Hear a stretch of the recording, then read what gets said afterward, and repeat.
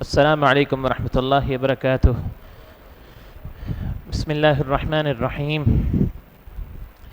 إن الحمد لله نحمده ونستعينه ونستغفره ونعوذ بالله من شرور أنفسنا وسيئات أعمالنا. من يهده الله فلا مضل له ومن يضلله فلا هادي له، وأشهد أن لا إله إلا الله وحده لا شريك له، وأشهد أن محمدا عبده ورسوله صلى الله عليه وعلى آله وصحبه وسلم تسليما كثيرا. يا أيها الذين آمنوا اتقوا الله حق تقاته ولا تموتن إلا وأنتم مسلمون. يا أيها الناس اتقوا ربكم الذي خلقكم من نفس واحدة وخلق منها زوجها وبث منهما رجالا كثيرا ونساء، واتقوا الله الذي تساءلون به والأرحام إن الله كان عليكم رقيبا. يا أيها الذين آمنوا اتقوا الله وقولوا قولا سديدا يصلح لكم أعمالكم ويغفر لكم ذنوبكم، ومن يطع الله ورسوله فقد فاز فوزا عظيما.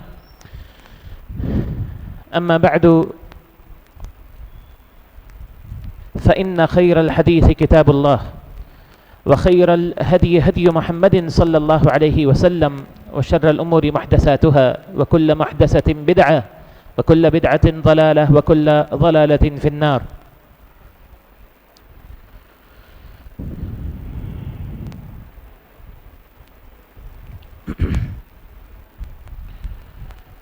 أما بعد، فقد قال الله سبحانه وتعالى في محكم تنزيله: هل يستوي الذين يعلمون والذين لا يعلمون إنما يتذكر أولو الألباب. وقال تعالى في مقام آخر: إنما يخشى الله من عباده العلماء.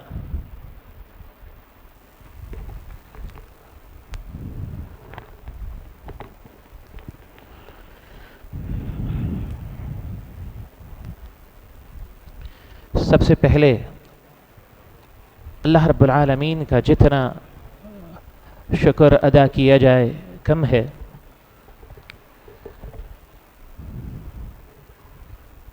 کہ اس کی توفیق، اس کے فضل، اس کی رحمت سے سب سے پہلے تو میں اللہ رب العالمین کا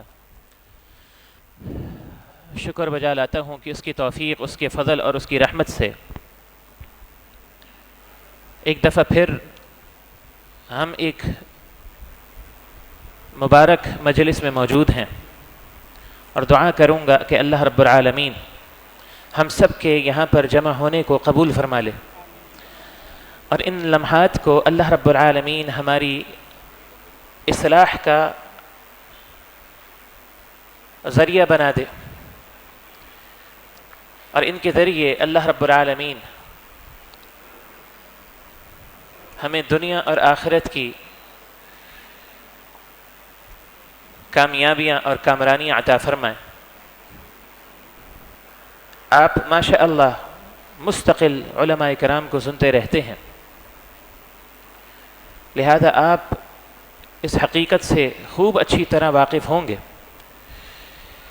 کہ علم سیکھنے اور سکھانے کے لیے جو وقت صرف کیا جاتا ہے، قرآن و حدیث کے صریح نصوص اور دلائل یہ کہتے ہیں کہ تعلیم و تعلم کا جو سلسلہ ہے وہ اپنی فضیلت میں، اپنے مقام و مرتبے میں جہاد فی سبیل اللہ کے برابر بسا اوقات اس سے بھی بڑھ کر ہو جاتا ہے.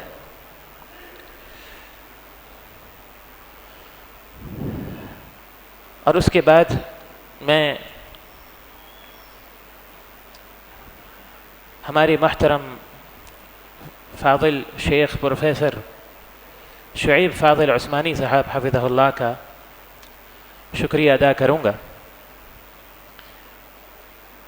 ان کے ساتھ ان کے رفقا میرے بہت ہی عزیز اور فاضل شیخ محترم فضیلت الشیخ قاری امتیاز صاحب حفظہ اللہ، میرے بہت عزیز اور فاضل بھائی عارف صاحب حفظہ اللہ، اور ہمارے فاضل ساتھی الشیخ عدنان رستم صاحب حفظہ اللہ، سب یہاں پر موجود ہیں۔ ان کی موجودگی میں مجھے سمجھ نہیں آ رہا کہ میں کیا بات کروں، لیکن یہ ایک ایسی مجلس ہے کہ جس کی ابتدا آج سے قریباً ڈیڑھ سال پہلے ہمارے عارف بھائی کی شدید خواہش اور محترم شیخ امتیاز صاحب حفظہ اللہ کے شدید اصرار پر اللہ کی توفیق اور اس کے فضل سے ہم اسی مسجد کے اوپر بیٹھے اور ہم نے مل کر یہ جو کورس ہے کہ جس کا آج 1 سال مکمل ہو چکا ہے اللہ رب العالمین کی توفیق سے، اس کے تعلق سے مشاورت کی، اور میں بڑی صراحت کے ساتھ یہ بات کہہ دوں کہ ایک تبرک کے طور پر میرا ایک حصہ اس کے اندر شامل ہے، ورنہ حقیقت میں یہ جو ساری کوششیں ہیں، کاوشیں ہیں، یہاں پر موجود جتنے بھی اساتذہ، علماء، منتظمین اور مشائخ ہیں، یہ ان کی کاوشوں کا نتیجہ ہے کہ جس کی ایک ہلکی سی جھلک ہم نے ابھی ان نونہالوں کی باتوں میں ملاحظہ فرمائی ہے۔ یہ آج کے نونہال ہیں لیکن کل کے معمار ہیں، یہ ہمارا مستقبل ہے، اور یقین جانیں اللہ کے پیارے حبیب علیہ الصلاۃ والسلام کی ایک حدیث میں آپ کو سنانا چاہتا ہوں، جس سے میں اپنی بات کا آغاز بھی کروں گا۔ یہ حدیث امام احمد رحمہ اللہ اپنی مسند میں ذکر فرماتے ہیں، جسے امام البانی رحمہ اللہ نے سلسلہ صحیحہ میں نقل کیا ہے۔ رسول اللہ صلی اللہ علیہ وسلم کا فرمان ہے کہ يحمل هذا العلم من كل خلف عدوله ينفون عنه تحريف الغالين وانتهال المبطلين وتأويل الجاهلين أو كما قال صلوات الله وسلامه عليه۔ یہ جو دین ہے یہ اللہ کا دین ہے، جسے اس نے علم کی صورت میں، وحی کے علم کی صورت میں، قرآن مجید اور احادیث مبارکہ کی صورت میں ہمیں عطا فرمایا ہے، اور اس دین کی حفاظت کا ذمہ بھی خود الہ العالمین نے لیا ہے۔ اس دین کے تعلق سے، اس دین کا مقابلہ کرنے کے لیے ہر دور کے اندر باطل قوتیں پیدا ہوتی رہیں گی، کبھی دشمنوں کی صورت میں، کفر اور اہل کفر کی صورت میں، یریدون ان یطفئوا نور اللہ بافواہہم، وہ ہر ممکن کوشش کریں گی کہ اللہ کے اس نور کو اس کرۂ ارض سے مٹا دیا جائے۔ وَيَأْبَى اللَّهُ إِلَّا أَن يُتِمَّ نُورَهُ، لیکن یہ اللہ رب العالمین کا امر ہے اور یہ اس کا فیصلہ ہے کہ اللہ رب العالمین اپنے اس نور کا اتمام فرما کر رہے گا، اور اس نے اپنے اس نور کا اتمام فرمایا۔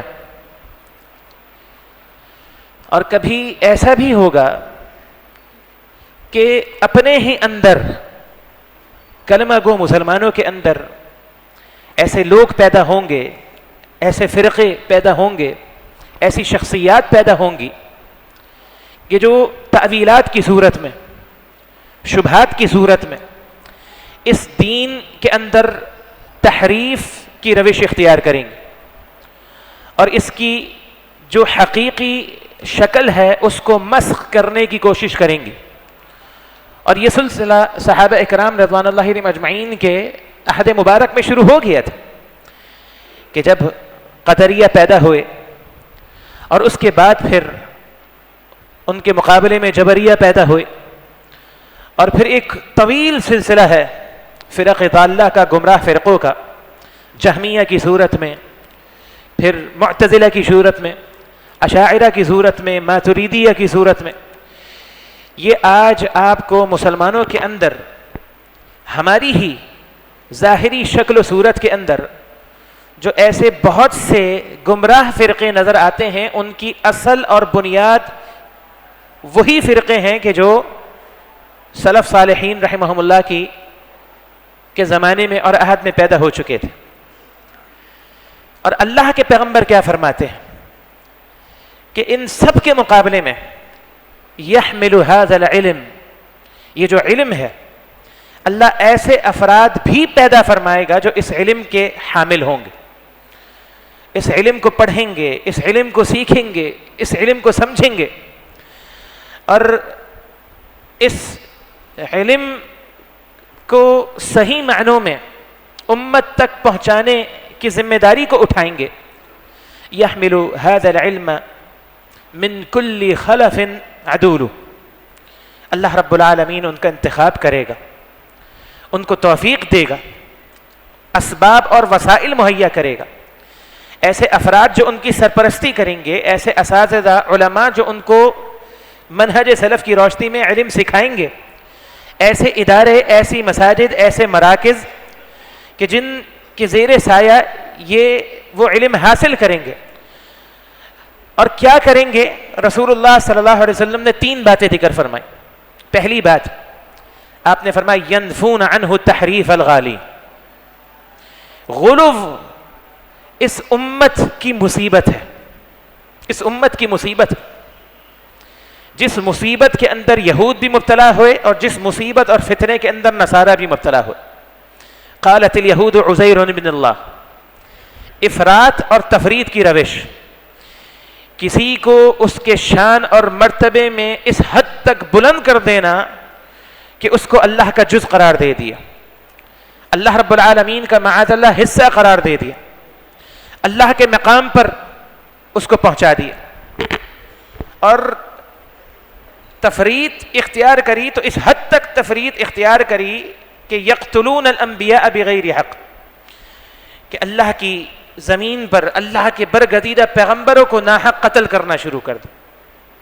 معاذ اللہ عیسیٰ بن مریم کو معاذ اللہ ثم معاذ اللہ ان کی والدہ پر تہمت لگائی اور عیسیٰ علیہ السلام پر تہمت لگائی، اور اس حد تک ان کی مخالفت پر کمر بستہ ہوئے کہ ان کو سولی پر اپنے زعم میں چڑھا دیا.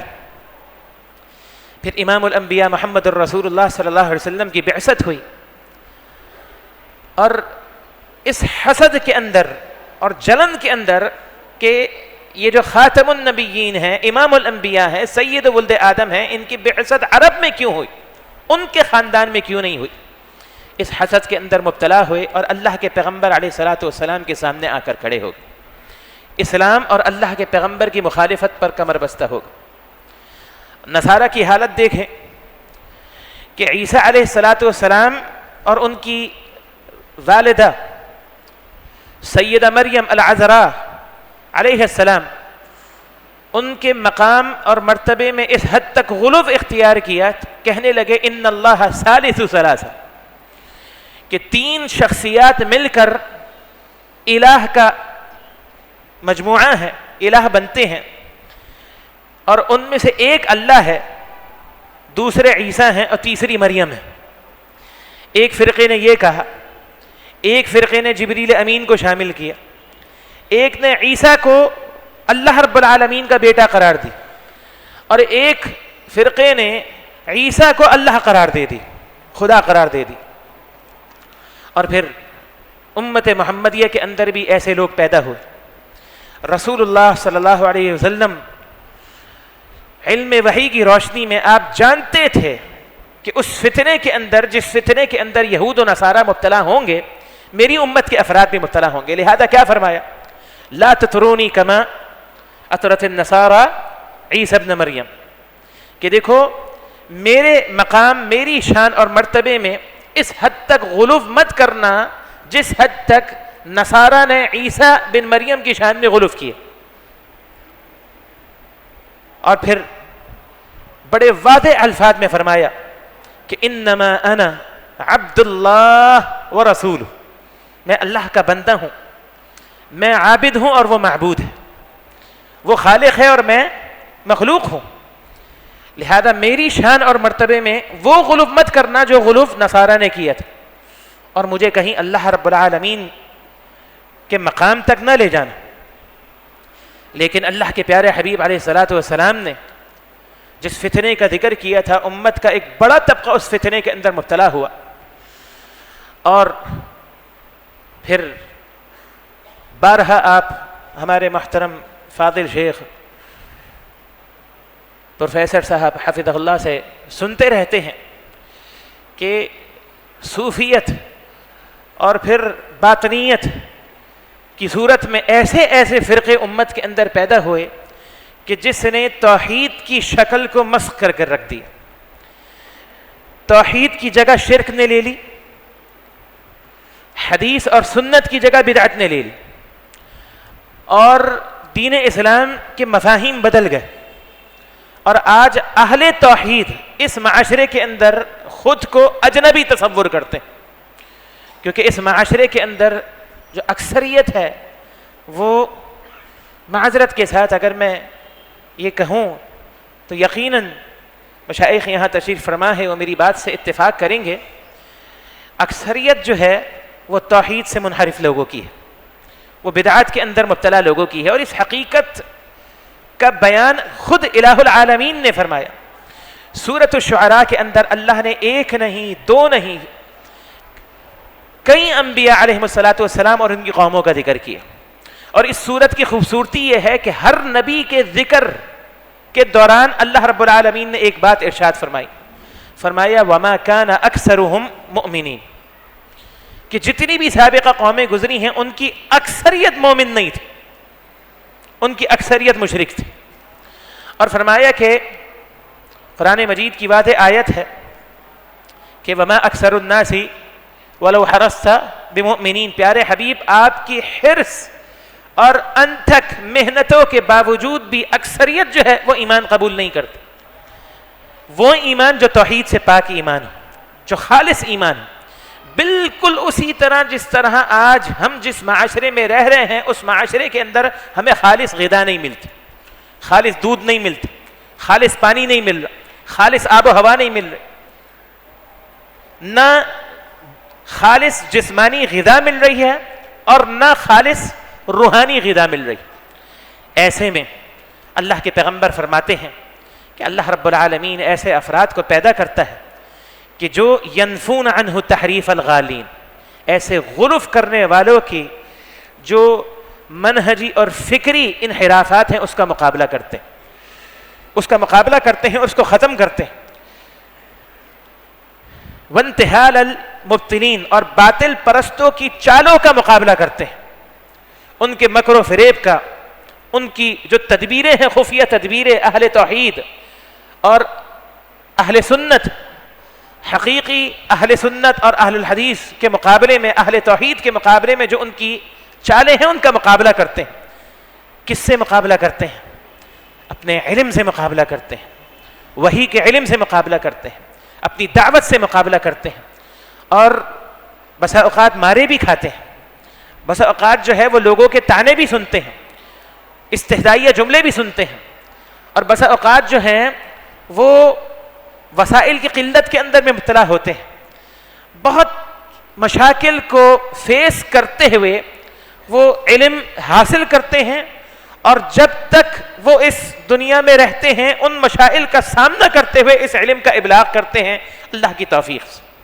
لہذا آج آپ دیکھیں گے اس میں کوئی دو رائے نہیں ہے، اور آپ مجھ سے کہیں بہتر سمجھتے ہیں کہ آج معاشرے کے اندر یہ طبقہ جو ہے وہ سب سے کمزور طبقہ ہے وسائل کے اعتبار سے، وسائل کے اعتبار سے. لیکن اس کے باوجود یہ واحد طبقہ ہے کہ جس طبقے کو آپ شکوہ کرتے ہوئے نہیں دیکھیں گے. یہ اللہ کی رضا پر راضی ہیں اور اپنے محدود وسائل کے اندر جو ہے وہ اپنی خدمات جو ہے وہ اللہ کے دین کے لیے انجام دے رہے ہیں، عقیدہ توحید کے لیے انجام دے رہے ہیں، اللہ کے پیغمبر کی حدیث اور سنت کی خدمت کے لیے انجام دے رہے ہیں، بدعات کا مقابلہ کر رہے ہیں، لوگوں کی تربیت اور اصلاح کر رہے ہیں۔ کبھی آپ اس طبقے کو ہڑتال کرتے ہوئے نہیں دیکھیں گے، ڈاکٹرز کی طرح احتجاج کرتے ہوئے نہیں دیکھیں گے، کبھی اس طبقے کے حوالے سے آپ یہ نہیں سنیں گے۔ ہر طبقے کے اندر اچھے برے افراد ہوتے ہیں، میں یہ نہیں کہہ رہا کہ اس طبقے میں برے افراد نہیں ہیں، لیکن میں بات کر رہا ہوں اس تھوڑے طبقے کی جو اہل حق علماء ہیں، دعات ہیں اور عقیدہ توحید کے حامل، منہج سلف کے مطابق دین کی دعوت جو ہے وہ دے رہے ہیں۔ دوسری بات اللہ کے پیغمبر نے کیا فرمائی؟ تیسری بات فرمایا کہ وَتَأْوِيلَ الْجَاهِلِينَ، تأویل اس امت کی بہت بڑی مصیبت، بہت بڑی آفت۔ قرآن مجید کی آیت اگر مسلک کے مخالف ہے، میرے امام کے قول کے مخالف ہے، میری نفسانی خواہشات کے مخالف ہے، میری قوم برادری کے مخالف ہے، میرے معاشرے سوسائٹی کے مخالف ہے، کیا کرتے ہیں؟ اس کی تعویل کر دیتے۔ حدیث مخالف ہے، اس کی تعویل کر دیں، اور کسی طرح کوشش کریں گے کہ قرآن و حدیث کے نصوص کو وہ اپنے مسلک کے مطابق تعبیر دینے کی کوشش کریں کہ میرے مسلک کی حقانیت ثابت ہو جائے۔ دین کا نہیں، کس کا دفاع کریں گے؟ اپنے مسلک کا دفاع کریں۔ اور ایسے اصول انہوں نے مرتب کیے کہ جن اصولوں کی روشنی میں انہوں نے باقاعدہ اپنے مسلک کا دفاع کیا، اور وہ کر رہے ہیں، اور دین کی جو اصل شکل ہے وہ مسخ ہوتی چلی جا رہی ہے۔ اور اس کی دلیل کیا ہے؟ اس کی دلیل اللہ کے پیغمبر علیہ الصلوۃ والسلام کی وہ حدیث ہے صحیح بخاری کے اندر، قرب قیامت اللہ کے پیغمبر علیہ الصلوۃ والسلام نے ایک فتنے کا ذکر کیا۔ آپ نے کیا فرمایا؟ فرمایا کہ میری امت پر ایک وقت ایسا آئے گا کہ اللہ رب العالمین جو اہل حق علماء ہیں انہیں اٹھا لے گا، انہیں اٹھا لے گا۔ اور آپ دیکھیں کہ بڑی تیزی کے ساتھ جو بڑے اور اہل حق علماء ہیں وہ ہم سے رخصت ہوتے چلے جا رہے ہیں، اور ہمیں ان علماء کی جگہ پر ان جیسے علماء نظر نہیں آ رہے۔ اور اس کی ایک مثال میں آج موقع کی مناسبت سے دوں۔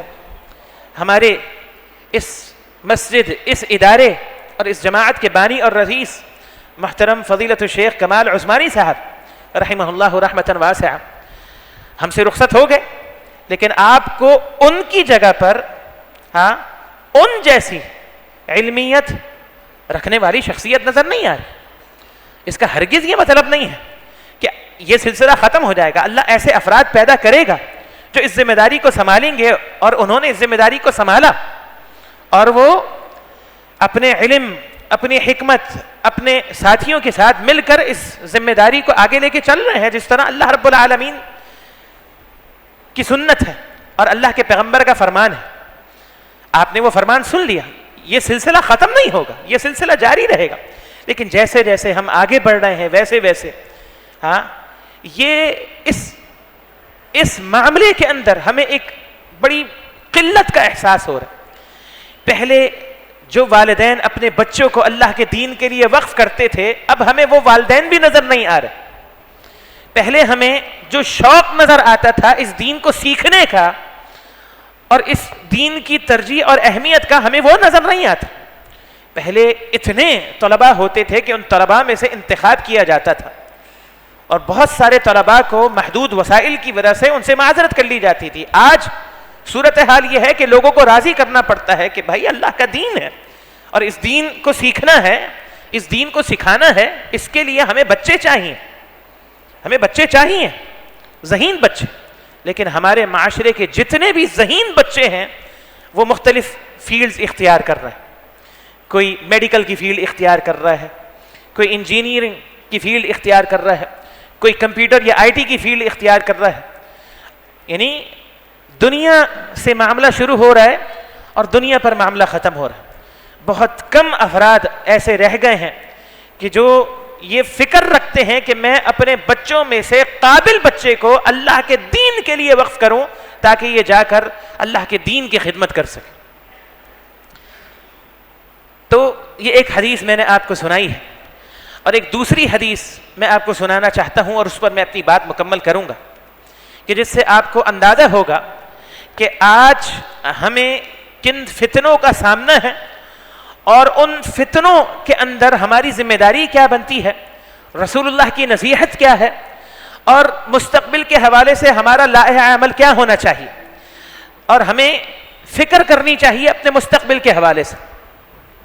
لہذا اللہ اکبر، یہ حدیث امام دارمی رحمہ اللہ اپنی سنن کے اندر ذکر کرتے ہیں، اور بڑی عظیم حدیث ہے، اور اتنی عظیم حدیث ہے کہ اس حدیث کو امام البانی رحمہ اللہ رسول اللہ صلی اللہ علیہ وسلم کی نبوت و رسالت کی سچائی کی علامت قرار دیتے، فرماتے ہیں اس حدیث کا ایک ایک جملہ جو اللہ کے پیغمبر علیہ الصلوۃ والسلام کی پیشن گوئی پر مشتمل ہے۔ پیشن گوئی سمجھتے ہیں نا، مستقبل کے حوالے سے جو خبر ہے، علامات قیامت کے تعلق سے اللہ کے پیغمبر نے وہ پیشن گوئی فرمائی، اور علامہ البانی فرماتے ہیں کہ اس کے ایک ایک جملے کو جب ہم پڑھتے ہیں، جب ہم سمجھتے ہیں، تو اللہ کے پیغمبر کی نبوت و رسالت کی صداقت پر ہمارا ایمان اور بڑھ جاتا کہ اللہ کے پیغمبر نے جو فرمایا تھا ایک ایک حرف پورا ہو رہا ہے آج، ایک ایک حرف۔ اس حدیث کی ابتدا اللہ کے پیغمبر علیہ الصلوۃ والسلام کے اس فرمان سے ہوتی ہے۔ آپ علیہ الصلوۃ والسلام نے فرمایا کیف انتم اذا لبستکم فتنہ، تم سوچو کہ اس وقت تمہاری کیا حالت ہوگی کہ جب تمہیں ایک ایسا فتنہ اپنی لپیٹ میں لے لے گا، یحرم فیہ الکبیر ویربو فیہ الصغیر، فرمایا کہ اس فتنے کے اندر جو ہے، جو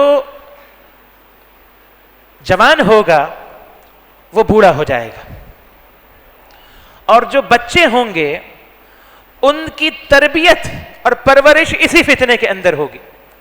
تو تم تصور کرو اس وقت تمہاری کیا حالت ہوگی۔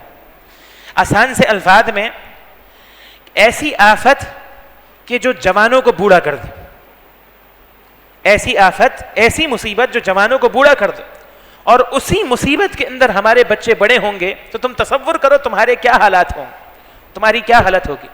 اور اس کے بعد اللہ کے پیغمبر علیہ الصلوۃ والسلام نے کیا فرمایا؟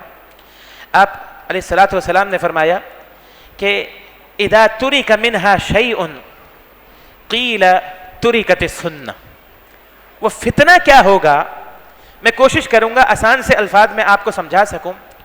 وہ فتنہ ہوگا تعبیرات اور مفاہیم کے بدلنے کا فتنہ، جس کا میں نے ابھی ذکر کیا۔ مثال کے طور پر ایک عمل پوری قوم یا قوم کی اکثریت اور معاشرہ اسے دین قرار دے گا، اور وہ دین نہیں ہوگا، وہ دین نہیں ہوگا، اسے سنت قرار دے گا، لیکن حقیقت میں وہ کیا ہوگا؟ جواب دیں، وہ بدعت ہوگا، وہ سنت نہیں ہوگا۔ ہاں، اور جب ایک مخصوص طبقہ اس عمل کو چھوڑ دے گا کہ یہ بدعت ہے، ہم اس بدعت کا ارتکاب نہیں کریں گے، یہ صحیح دین نہیں ہے، ہم اس دین کو اختیار نہیں کریں گے، تو لوگ کیا کہیں گے کہ ترکت السنہ، کہ دیکھو یہ لوگ ہیں، انہوں نے سنت کو چھوڑ دی۔ میں کچھ مثالیں آپ کو دینا چاہتا ہوں۔ مثال کے طور پر ربیع الاول کا مہینہ آتا ہے ہمارے معاشرے میں، ہمارے معاشرے میں جو دین کی شکل پیش کی جاتی ہے، میں اور آپ وہ نہیں کرتے، ایسا ہے کہ نہیں ہے؟ وہ نہیں کرتے۔ لوگ کیا کہتے ہیں؟ لوگ کیا کہتے ہیں کہ دیکھو یہ گستاخ ہے، یہ گستاخ ہے، ان کو خوشی نہیں ہے اللہ کے پیغمبر کی پیدائش کی، جبکہ پیدائش کو اس دن اور اس انداز سے منانا دین نہیں ہے، لیکن پوری قوم اور معاشرے کی نظر میں وہ دین بن گئی۔ سمجھ میں آ گئی بات؟ اس سے بھی اہم مثال میں آپ کو دیتا ہوں۔ ہمارے معاشرے میں جتنے مزارات ہیں اور جتنے یعنی ایسی خانقاہیں ہیں، ایسی جگہیں ہیں، معاشرے کی اکثریت سمجھتی ہے کہ دین ہے ہی یہی، دین یہ ہے ہی۔ آپ اور میں اگر مزارات پہ نہ جائیں، قبروں کا طواف نہ کریں، اگر ہم غیر اللہ کے نام پر نظر و نیاز نہ کریں، تو معاشرے کی اکثریت کیا سمجھتی ہے؟ یہ وہابی، یہ وہابی ہیں، یہ اولیاء کے گستاخ ہے۔ ایسا ہے کہ نہیں؟ ان کو اولیاء سے محبت نہیں، یعنی کہ جو چیز دین نہیں ہے وہ دین بن گئی ہے، اور جو نہیں کرے گا اس کو یہ طعنہ دیا جائے گا کہ ترکت السنہ، تم نے دین چھوڑ دی۔ سمجھ میں آ رہی ہے بات؟ پھر اسی طرح آپ محرم کی بدعات کو لے لیں، اسی طرح شعبان کی بدعات کو لے لیں، رجب کی بدعات کو لے لیں۔ ہم ہر ممکن کوشش کرتے ہیں کہ خالص اور صافی دین پر عمل کریں، جو دین اللہ اور اس کے رسول نے قرآن اور صحیح حدیث میں ہمیں دے دیا ہے، صحابہ کرام رضوان اللہ علیہم اجمعین نے ہمیں وہ دے دیا ہے، اور ہم وہ ماننے کے لیے تیار نہیں ہیں جو دین نہیں ہے بارے ساری قوم مل کر اسے دین قرار دے، ہم وہ ماننے کے لیے تیار نہیں۔ ہماری نظر میں دین کیا ہے؟ خالص کتاب و سنت کی دعوت کا نام، صحابہ کرام کے منہج کا نام، اور اگر آپ وہ نہیں کریں گے تو آپ کے اپنے کلمہ گو مسلمان، بات غیروں کی نہیں ہو رہی، وہ آپ کو طعنہ دیں گے کہ آپ قرآن خوانی نہیں کرتے، آپ قرآن خوانی نہیں کرتے، آپ اصال ثواب کے لیے جو ہے وہ تیجا نہیں کرتے، آپ 40واں نہیں کرتے، آپ 11ویں نہیں کرتے۔ یہ سارے طعنے ہمیں دیے جاتے ہیں کہ نہیں دیے جاتے؟ تو رسول اللہ نے اس فتنے کا ذکر کیا، فرمایا کہ تمہاری اس وقت کیا حالت ہوگی کہ جس فتنے کے اندر تمہارے جوان بوڑھے ہو جائیں گے، تمہارے بچوں کی تربیت اسی فتنے میں ہوگی۔ اور جب ایک عمل جو دین نہیں ہے تم اس کو نہیں کرو گے تو لوگ تمہیں یہ طعنہ دیں گے کہ تم نے دین چھوڑ دی، تم نے دین چھوڑ دیا۔ اس کے بعد کے الفاظ ملاحظہ کریں، اور یہ بہت اہمیت کے حامل ہے، جس سے دو باتوں کا ہمیں اندازہ ہوگا۔ ایک اس بات کا اندازہ ہوگا کہ اس پر فتن کے دور میں جو اہل حق علماء اور دعات کی کتنی ضرورت ہے، ایک بات، اور دوسری ہمیں اس بات کا اندازہ ہوگا کہ ہم جس معاشرے میں رہ رہے ہیں اس معاشرے میں ہم دین جن لوگوں سے سیکھ رہے ہیں وہ لوگ کون ہیں۔ اللہ کے پیغمبر نے ان کا بھی ذکر کیا۔ آپ علیہ الصلوۃ والسلام نے کیا فرمایا؟ آپ علیہ الصلوۃ والسلام نے فرمایا، جب اللہ کے پیغمبر نے یہ کہا نا کہ ترکت السنہ، لوگ کہیں گے تم نے دین چھوڑ دیا، تو صحابہ نے اللہ کے پیغمبر سے پوچھا، اللہ کے پیغمبر متی ذالک، یہ وقت کب آئے گا؟ تو اللہ کے پیغمبر نے اس وقت کی کچھ علامات ذکر فرمائیں، کچھ نشانیاں ذکر فرمائیں۔ پہلی علامت کیا ذکر فرمائیں؟ فرمایا اذا ذهبت علماؤکم، اذا ذهبت علماؤکم وبقیت جہالکم وکثرت جہالکم، فرمایا جب تمہارے علماء تم سے رخصت ہونا شروع ہو جائیں گے، علماء تم سے رخصت ہونا شروع ہو جائیں گے۔ آج یقین جانیں ہمیں ہر گزرتے دن کے ساتھ صرف اپنے ملک میں ایک بڑے عالم دین کی وفات کی خبر ملتی، جتنے بزرگ علماء ہیں وہ ہم سے رخصت ہو رہے، اور بڑی تیزی کے ساتھ۔ ابھی رمضان کے مبارک مہینے میں ایک بہت بڑی عالمی شخصیت ہیں ابو اسحاق الحوینی رحمہ اللہ، محدث عصر ہیں، شیخ البانی نے ان کے بارے میں کہا تھا، دو تین شخصیات کا نام لیا تھا کہ مجھے امید ہے کہ سنت کی خدمت کے لیے اللہ جو افراد پیدا کرتا ہے ان میں جن افراد کو دیکھتا ہوں ان میں سے ایک شخصیت یہ ابو اسحاق الحوینی ہے، وہ بھی رمضان میں ہم سے رخصت ہوگا، وہ بھی رمضان کے مبارک مہینے میں ہم سے رخصت ہوگا۔ ایک اور شیخ الحدیث ہے پروفیسر سعید مجتبیٰ سعیدی صاحب، وہ بھی ہم سے رخصت ہو گئے، اور پچھلے 2-4 مہینوں کے اندر ایک کے بعد ایک کئی بڑے بڑے بزرگ علماء ہم سے رخصت ہو گئے۔ تو رسول اللہ نے فرمایا کہ یہ علماء بڑی تیزی کے ساتھ تم سے رخصت ہونا شروع ہو جائیں گے، بزرگ علماء، اذا ذهبت علماؤکم وکثرت جہالکم، اور جب علماء رخصت ہونے شروع ہو جائیں گے تو ان کی جگہ جو علماء لیں گے وہ بہت تھوڑے ہوں گے، وہ بہت تھوڑے ہوں گے، اور اس کے مقابلے میں معاشرے میں اکثریت ایسے لوگوں کی ہوگی جو جہلا ہوں گے، جو جہلا ہوں گے۔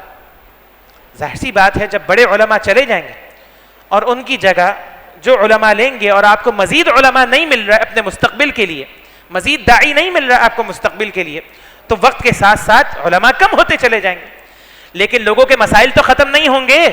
جواب دیں، لوگوں کے مسائل تو باقی رہیں گے، لوگوں کو سوالات کی ضرورت پڑے گی، رہنمائی کی ضرورت پڑے گی، تو وہ رہنمائی کیسے ان کو میسر ہوگی؟ ان کی رہنمائی کے لیے پھر جہلا وہ سامنے آ جائیں، جہلا سامنے آ جائیں۔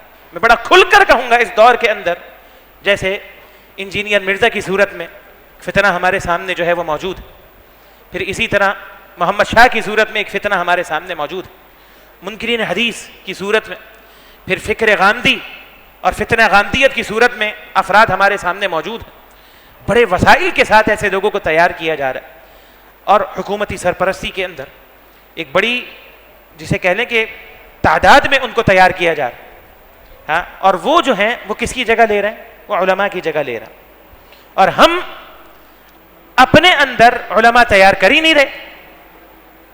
ہمارا مستقبل کیا ہوگا؟ ہم اپنے بچوں کو دینے کے لیے تیار نہیں. ہاں، تو رسول اللہ نے فرمایا اذا ذهبت علماؤکم وکثرت جہالکم. دوسری بات اللہ کے پیغمبر نے کیا بیان فرمائی؟ آپ نے فرمایا کہ کثرت قراؤکم وقلت فقہاؤکم. اور یہ وہ یعنی کہ اللہ کے پیغمبر کی بیان کردہ حقیقت ہے. آج ہم اپنے سامنے اس حقیقت کو، اس کی تعبیر دیکھ رہے ہیں. فرمایا تمہارے قراء بہت ہوں گے، وقلت فقہاؤکم، اور دین کی فقہ اور فہم اور سمجھ رکھنے والے تھوڑے ہو جائیں گے. حفاظ کتنے بن رہے ہیں؟ ہر شخص کی خواہش ہے کہ میرے گھر میں ایک حافظ ہو. ہے کہ نہیں؟ میں غلط کہہ رہا ہوں کہ نہیں؟ اس شیخ صاحب اس ادارے میں کتنے حفاظ ہیں جو حفاظ بن رہے ہیں؟ ان کے مقابلے میں جو دعات بن رہے ہیں ان کی تعداد کتنی ہوگی؟ 10% ہوگی. اللہ کے پیغمبر نے کیا فرمایا؟ کثرت قراؤکم، تمہارے قراء بہت ہوں گے.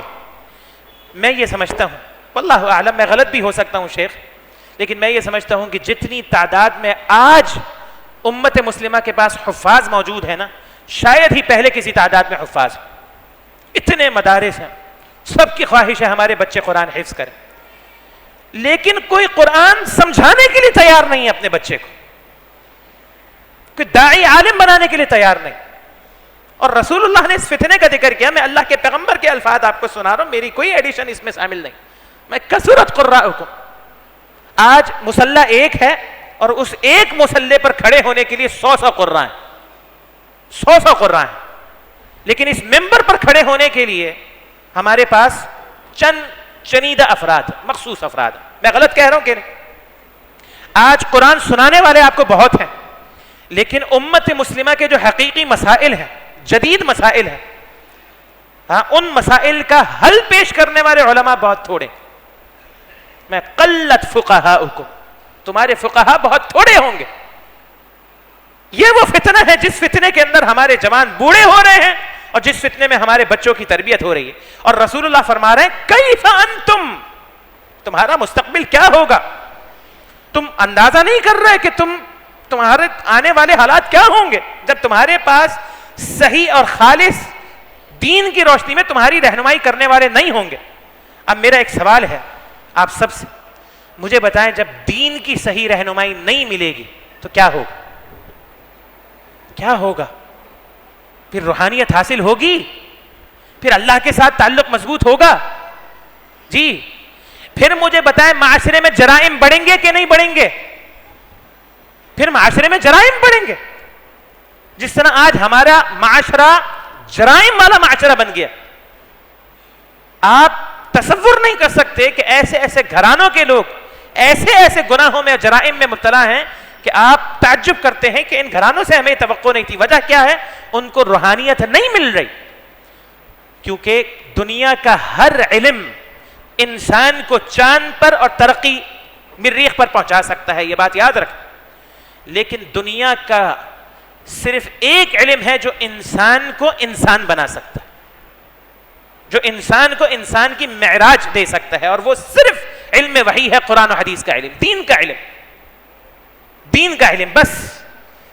باقی میڈیکل کی فیلڈ کے اندر آپ مجھ سے زیادہ جانتے ہوں گے. میں یہ نہیں کہہ رہا ہوں سب ایسے ہیں، بہت اللہ والے ڈاکٹرز موجود ہیں، بہت اللہ والے لوگ ہیں، لیکن اس فیلڈ کے اندر میجورٹی ایسے لوگوں کی ہے کہ جن کے دل مردہ ہو گئے، جن کے دل مردہ ہو گئے. میں غلط کہہ رہا ہوں؟ ہاں، انسانیت کی خدمت کا جذبہ ختم ہو گئے، دکھ درد ختم ہو گئے. بس اللہ کے پیغمبر نے فرمایا تھا نا کہ ہر امت کا ایک فتنہ ہوتا ہے، میری امت کا بھی ایک فتنہ فرمایا وفتنۃ امتی المال، میری امت کا فتنہ مال ہے. ہر شخص جو پروفیشن اختیار کر رہا ہے آج کے دور میں اس کا ایک بنیادی مقصد ہے اور وہ ہے کہ کسی طرح دنیا کا مال اس کو حاصل ہو جائے, اچھی جاب لگ جائے گی, اچھی کمائی ہو جائے گی. یہ ساری حقیقتیں ہیں یا میں غلط کہہ رہا ہوں؟ ایسا ہے کہ نہیں؟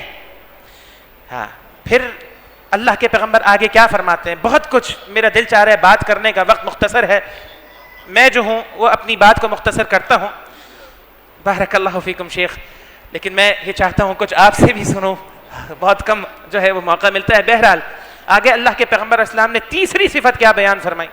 آپ نے فرمایا کثرت امراؤکم وقلت امناؤکم. یہ تیسری صفت. آپ نے فرمایا کہ تمہارے لیڈرز بہت ہوں گے.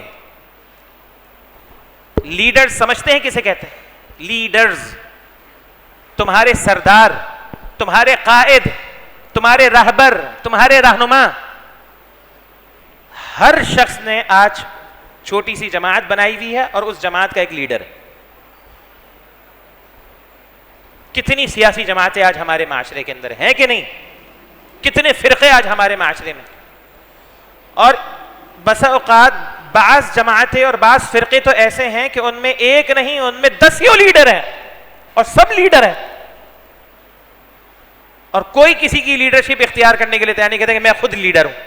میں کثرت امراؤکم, اللہ کے پیغمبر نے فرمایا ہر جگہ تمہیں لیڈر ہی لیڈر ملیں گے, تمہیں جو ہے سرداری سردار ملیں گے, تمہیں قائد ملیں گے. اور آج مارا ماری ہو رہی ہے اس قائد کے چکر میں, میرا قائد, میرا رہبر, میرا رہنما. خاص طور پر آپ سیاسی معاملات کو دیکھیں. اسلام نے ہمیں تصور کیا دیا ہے شیخ؟ خلافت کا تصور نہ, ایک امارت کا تصور. اسلام نے ہمیں خلافت, ایک امیر کا تصور دیا, اور اتنا سخت ہے ہمارا دین کہ اگر ایک خلیفہ کی خلافت قائم ہو گئی اور اس کے بعد کسی نے امارت کا اعلان کیا تو پھر زبردستی اس کے فتنے کو ختم کیا جائے, اس کے فتنے کو. امارت اتنی اہمیت کے حامل ہے دین اسلام کے اندر. ایک امیر ہو, ایک قائد ہو, اور اس کے قیادت اور امارت کے اندر سارے جمع. یہ اسلام کا تصور ہے. لیکن فرمایا کثرت امراؤکم, تمہارے لیڈر بہت ہوں گے. لیکن اس کے مقابلے میں دوسری بات کیا بیان فرمائی؟ فرمایا قلت امناؤکم, جو امانت دار لوگ ہیں وہ تھوڑے ہو جائیں گے.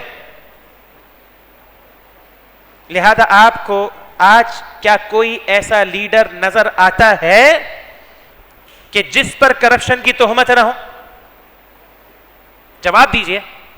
میں یہ نہیں کہہ رہا, مجھے پتہ ہے کہ بڑا حساس معاملہ ہے, اور اس حساس معاملے کو میں اس مصلی اور ممبر پر چھیڑنا نہیں چاہتا, اسی لیے میں نے یہ نہیں کہا وہ کرپٹ ہے. ممکن ہے آپ کی نظر میں نہ ہو آپ کا لیڈر, ممکن ہے میری نظر میں میرا لیڈر کرپٹ نہ ہو, لیکن کرپشن کی تہمت سب پر موجود. ایسا ہے کہ نہیں ہے؟ تہمت سب پر موجود. ہاں, اور یہ فتنہ ہے, اس میں کوئی دو رائے نہیں, کیونکہ رسول اللہ نے فرمایا تھا کہ میری امت کا فتنہ کیا ہے؟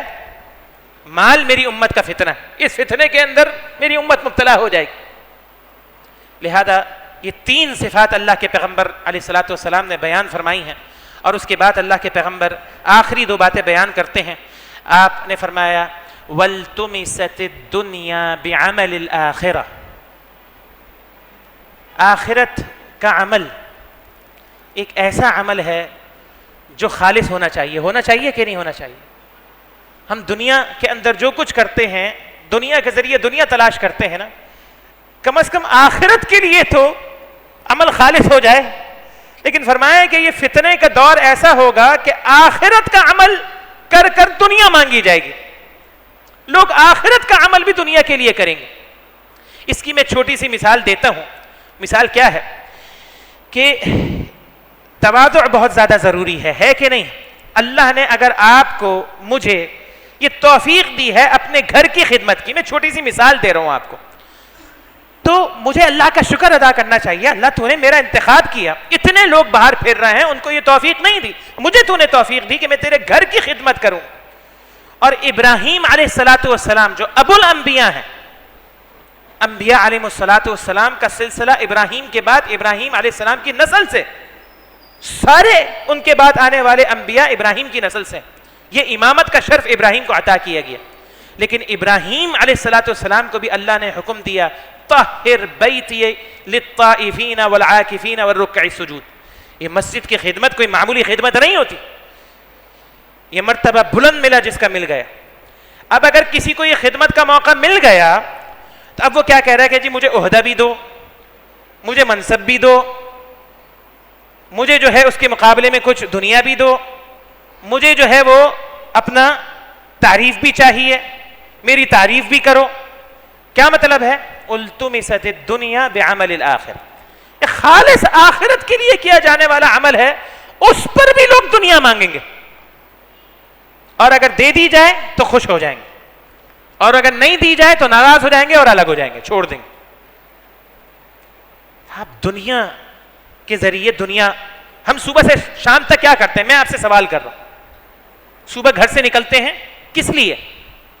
روزی کے لیے نا, روزی دنیا ہے نا. پورا دن اپنے آپ کو دنیا کی چکی میں پیستے ہیں پورا دن, اور رات کو گھر آتے ہیں, پھر ہمیں یہ فکر لاحق ہوتی ہے اگلے دن پھر ہم نے کام پہ جانا.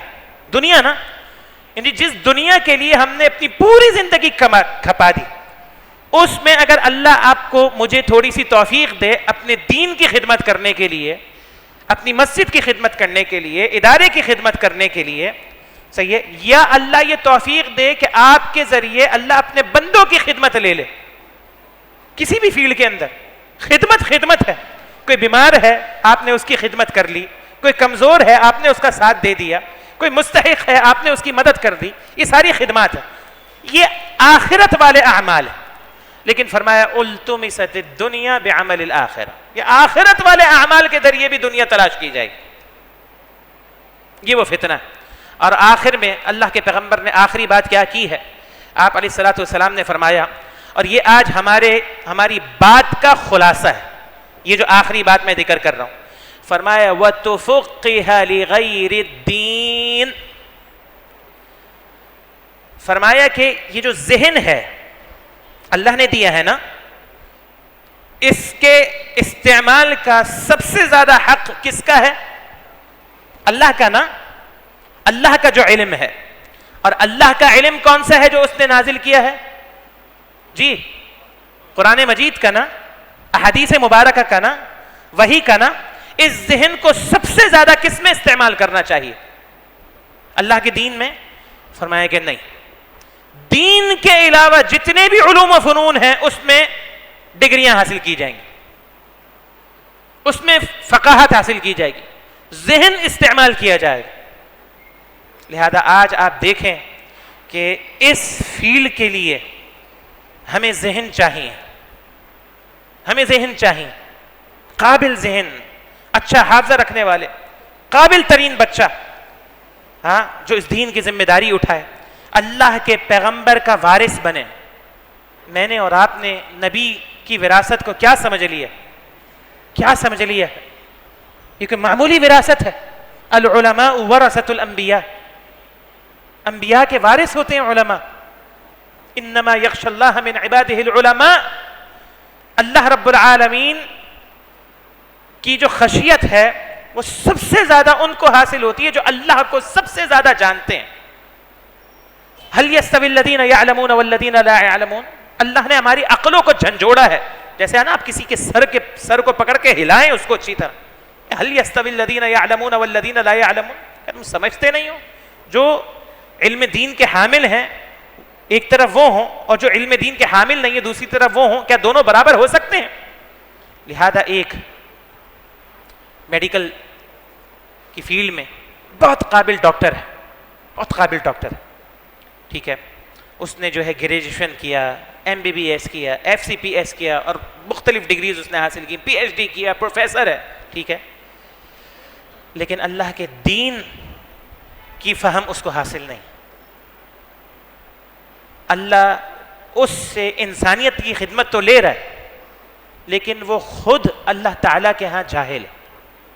یہ بات یاد رکھیں, میری اور آپ کی معاشرے کی نظر میں وہ بہت ہے, اور اللہ اس سے اپنے بندوں کا کام بھی لے رہا ہے. یہ اللہ رب العالمین, یعنی اللہ رب العالمین جس سے کام لینا چاہے نا, پھر اللہ محتاج نہیں ہے کسی کا, وہ اگر اپنے بندوں کی خدمت لینا چاہے تو کسی فاسق اور فاجر سے بھی لے لے گا. اس نے فرعون سے خدمت لی کہ موسیٰ کی تربیت اس کے گھر میں کی. سمجھ میں آ رہی ہے بات؟ کہ اللہ اکبر. اس نے عزیز مصر سے یہ خدمت لی کہ یوسف کو ان کے والد ماجد یعقوب کے گھر سے نکالا اور عزیز مصر کے گھر میں پہنچایا تاکہ سیاست اور حکومت کے جو اصول ہیں یوسف وہ سیکھ سکے, کیونکہ اللہ نے ان کو اس مرتبے پر پہنچانا تھا اور ان سے وہ کام لینا تھا. تو اللہ جس سے جیسے چاہے کام لے لے. یہ کام لینا کمال کی بات نہیں ہے, یہ بات یاد رکھیں. اللہ رب العالمین جس سے چاہے جیسے چاہے کام لے. سوال یہ پیدا ہوتا ہے جس سے کام اللہ لے رہا ہے وہ اللہ کے ہاں کتنا معتبر ہے, اللہ کے ہاں کتنا معتبر. لہذا اس قابل اور بہترین ڈاکٹر سے اللہ نے کام تو لیا, بڑے لوگوں کو فائدہ ہوا, ٹھیک ہے, بڑے لوگوں کے مسائل حل ہوئے, لیکن وہ خود اللہ تعالیٰ کے ہاں کون ہے؟ وہ معتبر نہیں. وجہ کیا ہے؟ اس کے پاس دین نہیں. میں اس کی مثال حدیث سے آپ کو دیتا ہوں تاکہ آپ میں سے کوئی مجھ پر اعتراض نہ کرے کہ آپ یہ کیسی باتیں کر رہے ہیں. ام المؤمنین ہماری ماں سیدہ عائشہ رضی اللہ تعالی عنہا و ارضاہا نے اللہ کے پیغمبر سے ایک شخص کے بارے میں پوچھا جاہلیت کے اندر, ابن جدعان کے بارے میں. کتنی واضح روایت ہے شیخ. ابن جدعان کے بارے میں آپ جانتے ہیں اللہ نے اس سے اپنے گھر بیت اللہ اور بیت اللہ میں آنے والے زائرین, عمرہ اور حج کرنے والوں کی خدمت لی. اس نے خوب ان کی خدمت کی, یتیموں کی کفالت کی, بیواؤں کا سہارا بنا, صحیح ہے, اور زائرین کی خدمت کی اور خوب ان پر پیسے لٹاتا تھا, خدمت کرتا تھا.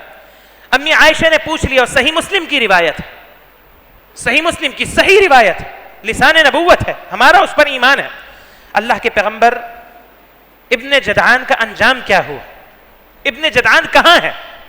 تو رسول اللہ صلی اللہ علیہ وسلم نے فرمایا ہوا فی النار, فرمایا ابن جدعان جہنم میں. کتنی خدمت کی ہے اس نے. آپ ابو جہل کو کیا سمجھتے ہیں, ابو لہب کو کیا سمجھتے ہیں؟ وہ بیت اللہ کی خدمت کرتے تھے اپنے زعم میں, حاجیوں کو پانی پلاتے تھے. آپ کی ایک چھوٹا عمل سمجھتے ہیں, لیکن اللہ کے ہاں ان کو کیا مقام حاصل ہوا؟ فرمایا کہ میری امت کا جو فرعون ہے وہ ابو جہل. میری امت کا فرعون کون ہے؟ ابو جہل. اور جہنم رسید ہوا. اور ابو لہب کے بارے میں ایک پوری سورت نازل فرما دی, تبت یدا ابی لہب وتب. اور اللہ رب العالمین چاہے ایمان کے بغیر اپنے پیارے حبیب علیہ الصلوۃ والسلام کے لیے کسی کو ڈھال بنا دے. ابو طالب کو ایمان کی توفیق نہیں دی, لیکن رسول اللہ کی ڈھال بنا دی. یہ اس کے کام ہیں, جیسے چاہتا ہے کرتا ہے, جس سے چاہتا ہے لیتا ہے, یہ اس کا دنیا کا نظام ہے, وہ چلاتا ہے. لیکن یہاں جو سمجھنے کی بات ہے نا وہ کیا ہے؟ وہ یہ ہے کہ یہ دیکھنا چاہیے کہ جس کو دین کی فہم نہیں ہے وہ سب کچھ ہوتے ہوئے کچھ بھی نہیں. اسی لیے ابن جدعان کے بارے میں جب اللہ کے پیغمبر نے فرمایا نا ہوا فی النار, تو اس کے بعد اللہ کے پیغمبر نے وجہ بھی بیان فرمائی. فرمایا انہ لم یقل قط رب اغفر لی خطیئتی. اس نے کبھی اللہ سے اپنے گناہ کی معافی نہیں مانگی, کبھی اللہ سے نہیں کہا, یعنی اللہ سے اس کا تعلق نہیں تھا. ان ساری باتوں کو سمیٹتے ہوئے میں خلاصے کے طور پر اختتام پر دو باتیں کروں گا. آج کا معاشرہ ایسا معاشرہ ہے کہ جس معاشرے کے اندر ہم جہلا کے فتنے میں مبتلا ہیں, اور جب دین جو ہے وہ اچھے لوگوں کے پاس نہیں ہوگا, اہل حق لوگوں کے پاس نہیں ہوگا, اچھے لوگ آگے نہیں آئیں گے, تو دین کون اٹھا لے گا؟ جہلا اٹھا لیں گے. اور جب جہلا کے ہاتھ میں دین آ جائے گا تو پھر دین کی شکل بگڑ جائے گی. توحید کی جگہ شرک, سنت کی جگہ بدعت, اور دین کی صورت آہستہ آہستہ مسخ ہو جائے گی. اور دوسری اور آخری جو بات یہ ہے وہ یہ ہے, ان ساری باتوں سے ہمیں اس بات کا احساس ہوتا ہے کہ ہمارا مستقبل کتنا خطرے میں. لہذا اللہ کے لیے ان بچوں کی بھی قدر کریں, ان اداروں کی بھی قدر کریں, اور ان کے جو ذمہ داران ہیں, مشائخ ہیں, علماء ہیں, اساتذہ ہیں, ان کی بھی قدر کریں, اور سب مل کر اللہ کے دین, اللہ کی رضا کے لیے, اللہ کے دین کی خدمت کے لیے جو ہے وہ جسے کہہ لیں کہ مل جائیں، اور ہمارا مقصد یہ ہو کہ جو اللہ کے پیغمبر نے سیدنا علی سے فرمایا تھا لَأَن يَهْدِيَ اللَّهُ بِكَ رَجُلًا وَاحِدًا خَيْرٌ لَكَ مِنْ حُمُرِ النِّعَمِ، علی اگر آپ کے ذریعے اللہ نے ایک شخص کو ہدایت دے دی، صرف ایک شخص کو، تو وہ دنیا کی، اگر حمر النعم کا میں ترجمہ کروں تو دنیا کی قیمتی ترین نعمتوں سے بہتر۔ ایک طرف آپ کو دنیا کی قیمتی ترین نعمتیں مل جائیں، جو اس زمانے میں عرب کے ہاں سب سے قیمتی نعمت اور مال وہ سرخ اونٹ ہوتا تھا، آج آپ کو دنیا کا سب سے قیمتی مال مل جائے اور اس کے مقابلے میں اللہ رب العالمین آپ کے ذریعے ایک شخص کو ہدایت دے دے، تو وہ بہتر ہے کہ اللہ آپ کے ذریعے ایک شخص کو ہدایت دے دے اس دنیا کے قیمتی مال سے جس کی تغدو کے اندر ہم لگے ہیں۔ میں نے بہت آپ کا وقت لیا ہے، میں دعا کروں گا کہ اللہ رب العالمین آپ سب کا اور ہم سب کا یہاں پر جمع ہونا قبول فرما لے۔ ایک دفعہ پھر میں یہ دعا کروں گا اللہ رب العالمین ہم سب کے مربی، استاد اور اس جماعت ادارے کے بانی اور رئیس فضیلت الشیخ کمال عثمانی صاحب، پروفیسر کمال الدین عثمانی صاحب رحمہ اللہ رحمۃ واسعہ، اللہ رب العالمین ان پر اپنی رحمتوں کا نزول فرمائے، ان کی قبروں کو اللہ رب العالمین جنت کے ٹکڑوں میں سے ایک ٹکڑا بنائے، اور اللہ رب العالمین یہ جو پودا انہوں نے لگایا جو ایک تناور درخت بن گیا ہے، اللہ رب العالمین اس کو خوب ترقی عطا فرمائے۔ ہمارے محترم پروفیسر فاضل عثمانی صاحب شیخ، اللہ رب العالمین ان کو بھی ہمت دے اور استقامت دے، اور ان کی پوری ٹیم کو اللہ رب العالمین یہ توفیق عطا فرمائے کہ یہ اسی طرح جو ہے وہ دین حنیف کی جو ہے وہ خدمات انجام دیتے رہیں، اور اللہ رب العالمین جب تک ہمیں زندہ رکھے ایمان پر، اسلام پر ہمیں زندہ رکھے، جب ہمارا خاتمہ ہو اسلام پر، ایمان پر ہمارا خاتمہ فرمائے، اور اللہ رب العالمین اخلاص عطا فرما دے، ہر قسم کی ریا سے اللہ اپنی حفظ امان عطا فرمائے اور اللہ قبول فرما لے۔ وباللہ التوفیق وآخر دعوانا ان الحمد للہ رب العالمین۔